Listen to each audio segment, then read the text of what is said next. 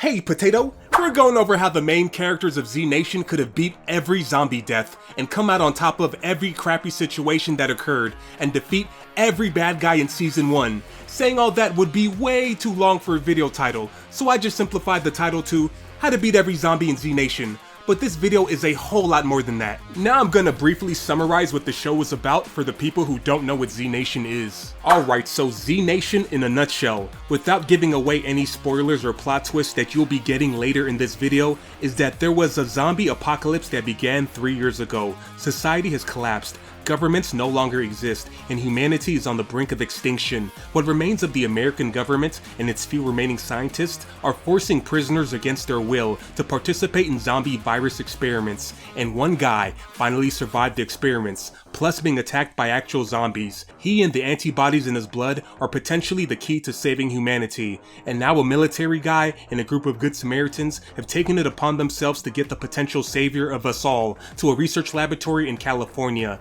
And there's a whole lot of bad people and bad stuff that happens along the way. Okay, let's start the video. The series starts off with a news alert broadcast / information dump to get the viewer up to speed. The president is dead. The current crisis is a worldwide extinction scale event. 3 years after the first zombie infection, every country's government has fallen, and there's no cure for the zombie virus. Then we cut to a couple soldiers at a naval prison running away from a horde of the undead. Their job is to hold the zombies back and buy time for a scientist to finish up her vaccine experiments on some prisoners until an evacuation helicopter arrives. And unfortunately, the only thing preventing this horde of zombies from screwing up the plans is a prison gate that even the soldiers themselves recognize and verbally state is not going to hold up for much longer. So what do? The dumbest thing possible, of course. Lieutenant Mark Hammond, the black soldier, retreats to guard the scientist, while the nameless Hispanic soldiers left to stand guard, just a foot or two away from the flimsy gate, so that when it does break, the soldier is too close to react to the oncoming zombie mob.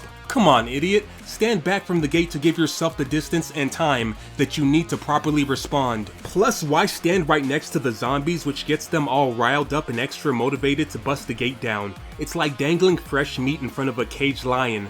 But if you leave the zombie's sight by hiding in an adjacent hallway where they can't visually see you, some may lose interest.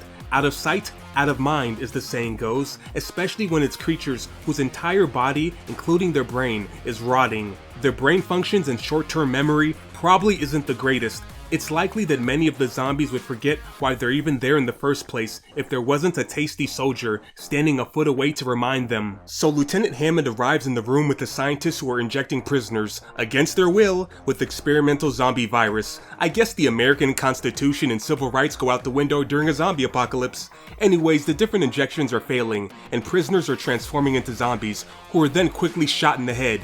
It's their lucky day, however. The last injected prisoner is not transforming immediately like the others. But then their luck runs out. There's a knock on the door. Lieutenant Hammond looks through the peephole and sees the side profile of his Mexican soldier friend that was stationed at the gate. So he opens the door, and oopsie! Looks like the soldier is a zombie. Who would have guessed it's not a smart idea opening the door for people who you haven't even bothered to confirm are still human? This situation would have been avoided with simple precautions, like asking the person on the other side of the door to say something. Anything will do, since zombies don't speak English. Or how about waiting until you see more than just the back or side of somebody's head before you open the door for them? Anyways, the zombie soldier rushes inside, is shot in the head, and then more zombies quickly follow right after him. It looks like standing 2 feet away from a flimsy gate wasn't such a good idea after all. The evacuation helicopter arrives just in time. Lieutenant Hammond and the surviving scientist hightail it out of that zombie-infested room, leaving the injected prisoner who's tied to a table. The prisoner gets swarmed by zombies biting at his flesh. Lucky for him, Lieutenant Hammond comes to his senses after getting the scientist to the helicopter and goes back for the convict, who could be the key to a successful zombie vaccine. There's a time skip, and 2 members of a survivors colony, Charles and Roberta, are spying on 2 strangers in a boat who are rowing towards their shore. The colonists confront the strangers in the boat, and it's our old friends Lieutenant Hammond and the prisoner, whose name is Murphy, by the way.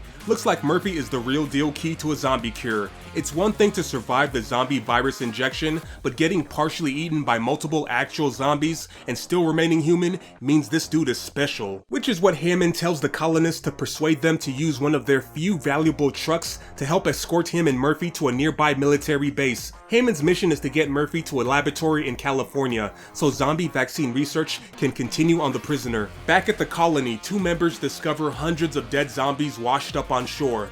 Well, they thought the washed up zombies were dead, until they all woke up due to the scent of tasty humans only a couple feet away. Needless to say, the two men were no match for the hundreds of zombies and died. So how could this tragedy have been avoided? Easy. Using a little common sense. Zombies don't die by natural causes. You need to put a bullet or something else sharp through their brains. So simply whipping out your binoculars to check for holes and gashes in the heads of the washed up zombies from a distance would have prevented those colony members' deaths. Don't get too close to that many potential threats unless you've confirmed that they are 100% dead. While escorting Lieutenant Hammond and Murphy to the nearby military base, Roberta and Charles decide to radio the colony, but they don't get a response back.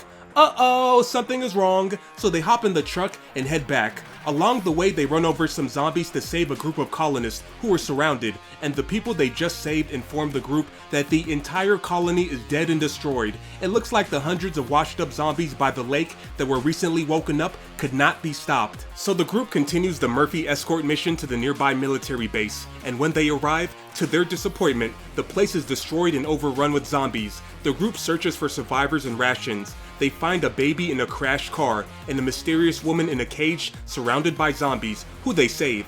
Her name is Cassandra, and her explanation for being in the cage is she locked herself in there for protection. More zombies show up on the scene, so the group goes outside to fight them, and are assisted by a mystery sniper on a roof. Oh no! During all the commotion, the baby died, and transformed into a zombie. It looks like not all zombie transformations are immediate. You can also carry the zombie virus within you, which stays dormant until you die, and then it activates. This baby zombie is even more dangerous than full-grown adult zombies, because it's so small and fast. On top of that, Roberta and Charles have moral problems with killing a baby zombie, so they run out of the building. The group argues about what to do, and the kind-hearted colonists refuse to leave the baby to wander the earth as a zombie. So Lieutenant Hammond, being the leader and noticing that the others are distressed at the prospect of shooting a zombie baby, takes it upon himself to put the infant out of its misery. Big mistake. He ultimately gets caught off guard and eaten by the ridiculously fast infant and a dead zombie woman inside the room,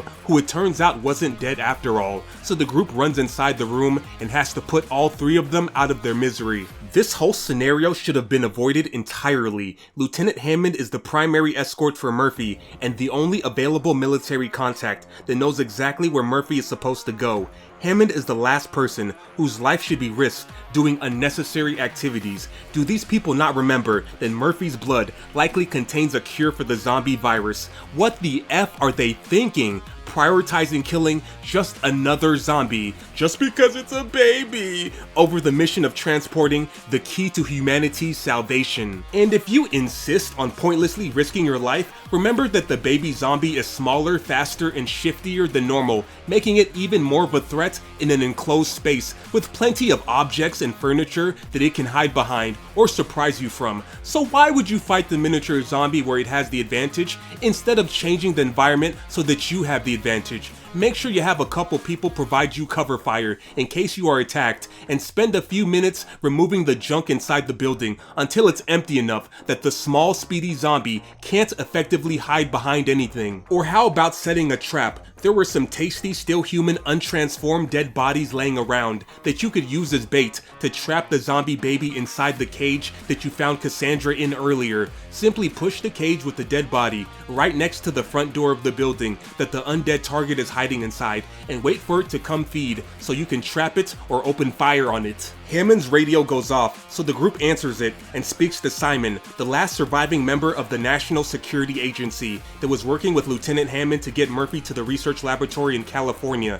Since the lieutenant is dead, thankfully, the group agrees to continue the mission themselves before the radio dies, and as the group leaves the rundown military base, they run into the helpful sniper from earlier, who agrees to join them. His name is 10K. Uh-oh, bad news. Simon's NSA equipment detects a disturbance at the California Research Lab. He connects to their surveillance cameras and sees the place being overrun by zombies. The last thing he sees are scientists trying to escape before all communications with the lab are lost, At this point, it's up in the air if the researchers are still alive. Meanwhile, the Murphy escort group is driving through New York City and running over zombies along the way. This might be the dumbest thing the group has done so far. The situation could have easily gotten out of hand. New York City is a densely populated city. We're talking over 8.4 million people. That means a lot of potential zombies. There's a high likelihood they stumbled upon concentrated gatherings of undead that were too large to drive through, that could surround or overwhelm the party. Plus, trucks and SUVs were not designed for running over people. There's 1,000 ways their vehicles could have been rendered undrivable, and traveling on foot through a densely populated zombie city is essentially a death sentence. On top of that, what guarantee did they have that the roads weren't blocked by abandoned vehicles and debris? Look, if you're ever in a zombie apocalypse, please don't travel through big cities like this. Anyways, the party makes it through New York City, then one of their trucks runs out of gas. It's time to stock up on fuel, and now's as good a time as any. They are told by a hitchhiker looking for a ride that there's a nearby oil refinery that's been overrun with zombies, which has scared people away, hence why there's still fuel there. The group arrives at the oil refinery, and there are zombies everywhere. To make matters worse, they can't use guns because the area is flammable, so they are relegated to just bashing and spearing zombies in the head to destroy their brains. The group uses Cassandra and the hitchhiker as a distraction for the zombies, while they fill up an abandoned oil tanker sitting nearby to score themselves all the gas they'll need for this entire trip and then some. But things don't go as planned with trying to get the machinery up and running. Everything is clogged up with zombies and zombie body parts, which results in an explosion that destroys everything. The group is only able to leave with 2 filled up fuel canisters. The party drives into Philadelphia, looking for food, water, and a radio to try to contact Simon, the NSA guy. Then the show has to give us flashbacks of Cassandra's past, since she refuses to tell anybody about herself. Turns out she ran away from and was forced to be a hooker by a deranged psychopath named Tobias, who leads a survivor group of cannibals based in Philadelphia called The Family. And it's not her lucky day, because members of that same cannibal group have spotted Cassandra and plan on taking her back by force. This entire situation could have easily been avoided if Cassandra wasn't such a selfish idiot. She would rather risk everybody's life, including her own, than face up to the shame she feels about her past, so much so that she's willing to keep quiet about the evil group she ran away from, who are still looking for her, and whose home is the same city that the party is currently in. The least Cassandra could have done is lie to her party about why they need to not go through Philadelphia. There are 1,000 lies she could have came up with to persuade her party to avoid Philly, while still keeping her past a secret, and if she's not going to say anything, at least put a mask on or something, so you're not easily identifiable. While the group split up to scavenge for resources, Addison gets surprised and tasered unconscious by members of The Family. The cannibals are taking her hostage to force our main group to give them Cassandra. The group finally figures out that Cassandra has been keeping secrets, so they force her at gunpoint to tell them the truth about everything. Surprisingly, Cassandra actually has a conscience and is a good person at heart, because she volunteers to sacrifice herself and be exchanged to the family so our group can get Addison back.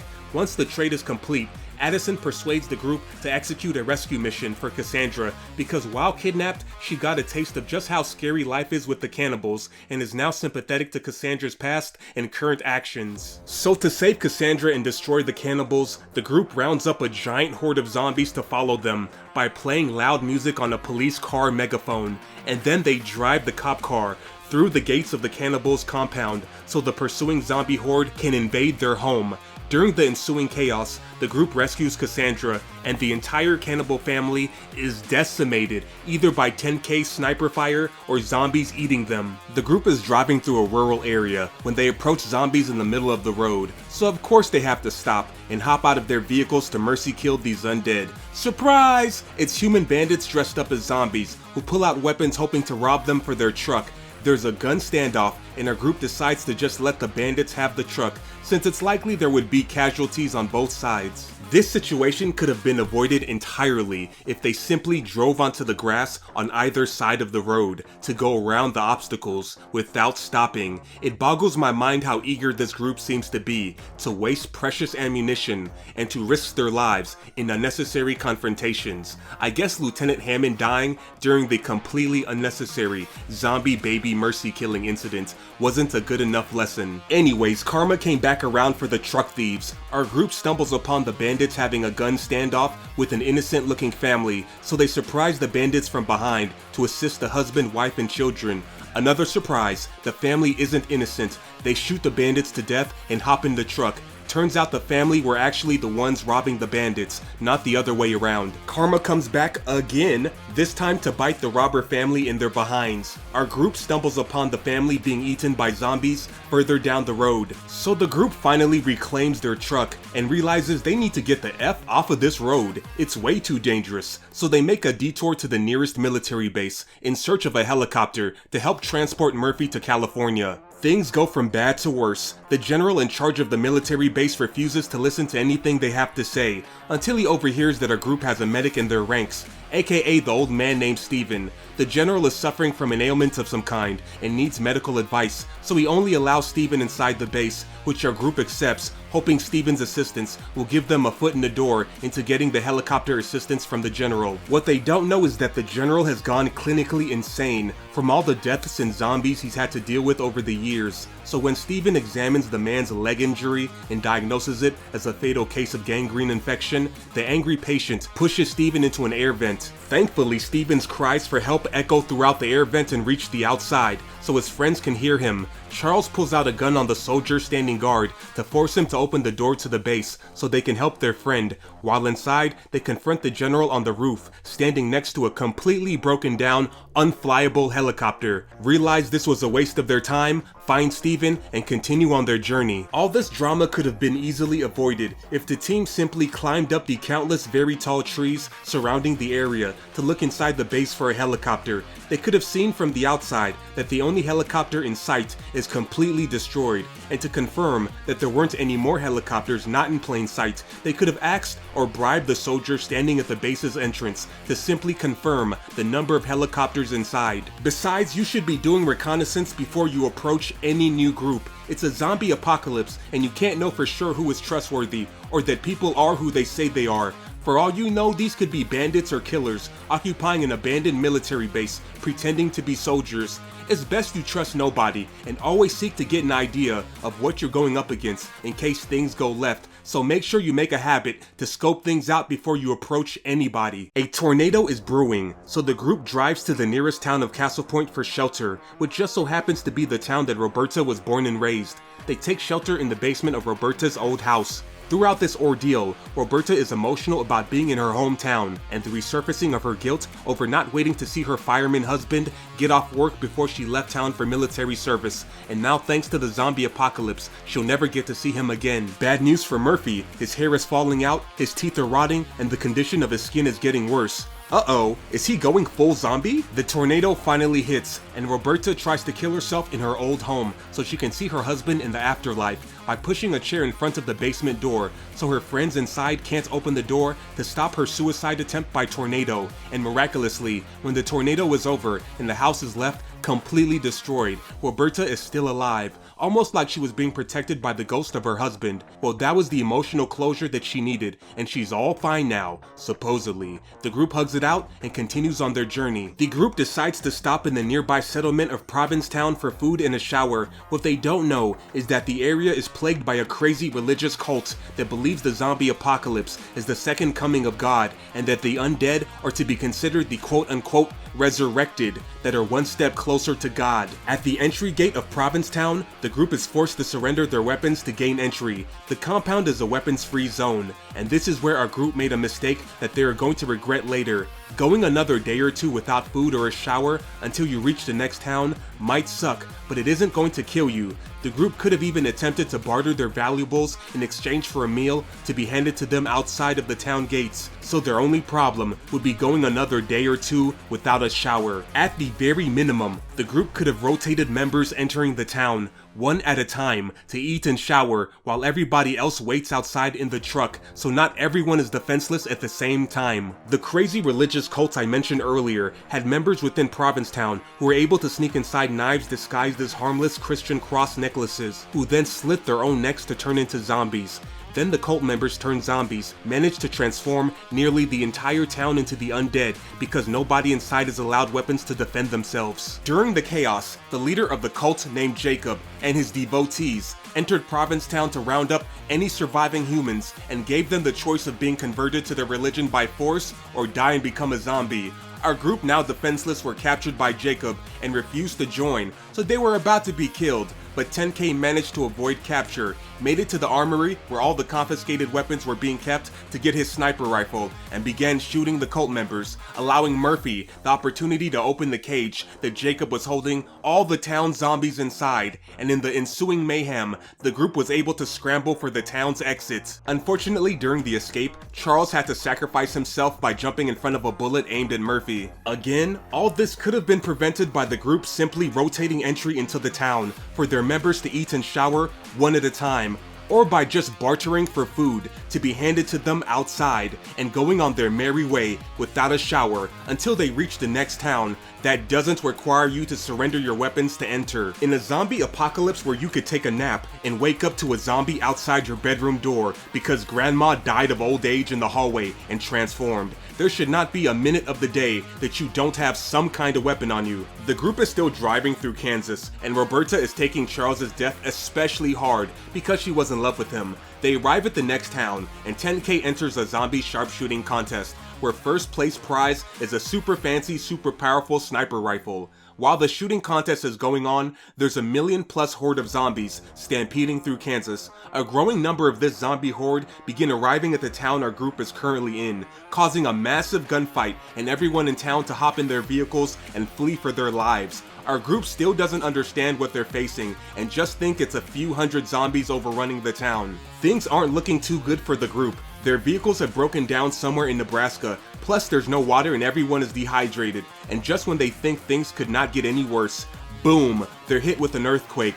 Well, they thought it was an earthquake, but then they turned around and noticed that the earth is shaking and a dust storm is being kicked up by a ridiculous number of zombies on the horizon closing in on them. So our group makes a run for it with what little energy that they have in their dehydrated states and manage to make it inside a one-story building, just seconds before they could be eaten by pursuing zombies, like the other unfortunate people in this town that weren't able to barricade themselves inside a building in time. They aren't out of trouble yet though, because moments later the zombies broke down the ordinary wood front door to their building, forcing them to retreat further inside to another room, and this room's door will be broken down soon too, just like the front door, dooming them all. But the group lucked out. By pure chance, they hid inside a mortuary and have body storage lockers inside this room that they can hide themselves inside until the zombies finish passing through, which they do. If it wasn't for plot armor blessing the group with body storage units to hide inside, they should all be dead. Hiding from a horde of zombies inside a one-story building is the stupidest thing you can do. Remember, zombies can't work door handles, but they can break down doors with brute force, especially if it's just a plain wood door. The correct place to hide is the roof, ideally on a 2-story or more building. Zombies can walk upstairs, but they don't have the dexterity to climb up ladders. And if you are 100% sure a building has an attic beforehand, then that is a good hiding place as well. Zombies don't have the intelligence or dexterity to notice and then reach for a room ceiling to pull down an attic ladder to then climb up the ladder up into the attic. So the zombies finish passing through the town, and the team is now traveling through the Black Hills of South Dakota, where they stumble upon an old dude named Wilbur and his daughter Amelia. The two are trying to shut down a nearby unstable nuclear reactor that is about to blow up and irradiate everything within 300 miles. Our group has no choice but to help protect Wilbur from the zombies inside the building so he can stop the explosion, or they'd be caught up in the deadly radiation as well. Unfortunately, there's no extra radiation suits, so they're only able to escort Wilbur part of the way to the reactor core. After our group escorts Wilbur as far inside as possible and turns back, the old man has to finish the rest of the mission on his own from there. But he fails, and runs back outside to die with his daughter next to him. They could have successfully completed the mission if they just used a little common sense. Wilbur's daughter Amelia had on a radiation suit that she was wearing while just waiting outside of the nuclear plant. She did not need to be wearing it if she's just going to be waiting outside. It would have been much more useful in the hands of one of Wilbur's escorts so they could protect the old man all the way to the reactor room instead of only being able to travel halfway before the risk of radiation poisoning made it too unsafe to go any further. Thankfully, Amelia knows of one other person that used to work at the nuclear plant who has the necessary knowledge to shut down the reactor. The guy's name is Homer, and he has become a recluse living in the mountains who has lost the desire to live or or speak to anyone since his son was killed by zombies, but our group reaches him and persuades him to help them out anyways. And now they have more and better radiation suits to complete the mission thanks to Homer. 10K and Homer have on the 2 highest quality radiation suits, so they go the deepest inside the building together, all the way to the reactor where the radiation is the highest, and Homer is lowered down on a rope to push by hand the stuck reactor rods that were preventing them from shutting everything off. The mission was a success, and Homer, wanting to die, cuts the rope holding him over the reactor so he falls and quickly burns to death. The team found another vehicle and is back on the road when they notice multiple zombie little boys with backpacks who they mercy kill, and then they run into a young boy with a backpack wandering the road that's still alive, who tells them that he's walking the 256 miles to Salt Lake City to see his father. Roberta knows it's a suicide mission, and since the boy refuses to turn back, she tricks the little boy into stopping his journey by promising to drive him there herself if he takes her back to his home so her group can get some food. So they travel back to where the little boy came from. The boy's home is a community of women, and only women are allowed inside beyond the heavily guarded gates, so Roberta and Addison escort Cassandra inside so she can receive much needed medical treatment for a leg wound infection that she's been suffering from, while the men of the group are forced to wait outside the gates by the vehicle. While inside, Roberta snoops around and discovers that many of the women were former victims of violence and abuse by men, and that the little boys are sent out to die on purpose. This community of just women and children sees men and testosterone as the root of all evil, so when a male turns 13, they are given a phony story about meeting their dads in Salt Lake City and sent off on a suicide mission to walk the over 256-mile trek without enough food and water. Roberta and Cassandra are creeped out by this women's community and want to leave as soon as Cassandra's leg receives enough treatment, but Addison wants to stay a little longer and is ultimately persuaded by the charismatic leader of the community to stay in this women's paradise where she doesn't have to suffer or experience constant violence any longer. The group of friends and the boyfriend Mac are unable to convince Addison to change her mind, so they reluctantly drive away. However, Mac doesn't want to live without Addison, so he jumps out of the moving SUV to go back to figure out a way to get his girlfriend back.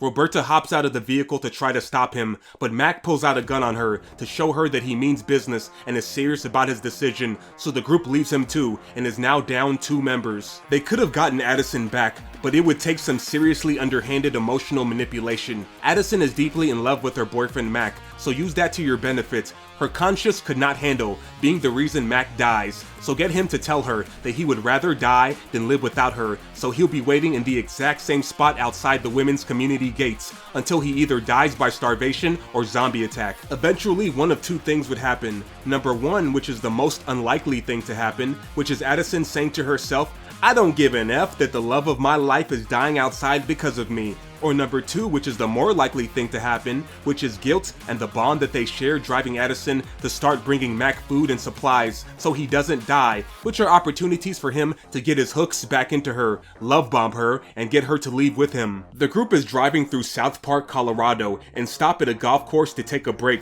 where they are then ambushed by zombies and forced to hide inside a nearby office. While the group is fighting for their lives, Murphy remained outside to play golf, since his part zombie body does not attract zombies or trigger aggression from the undead like normal humans do. Murphy playing golf while surrounded by zombies and in plain sight of any other people that could be possibly somewhere on this golf course that the group hasn't fully explored yet is a big mistake. Murphy has very useful abilities that many people would love to be able to make use of, and in a zombie apocalypse, people become a whole lot more ruthless and willing to take things by force. This is not a situation that you want to be standing out or showing strangers that you have anything valuable that they might want to take for themselves. The group fighting zombies in the office is then assisted by 3 other people on the golf course that notice the commotion, and thanks to Murphy's recklessness, these 3 people saw with their own eyes his unique ability to not be attacked by zombies, and it piqued their interest. While our group and the 3 strangers eat and talk together, it's revealed through conversation that the strangers are all ex-convicts.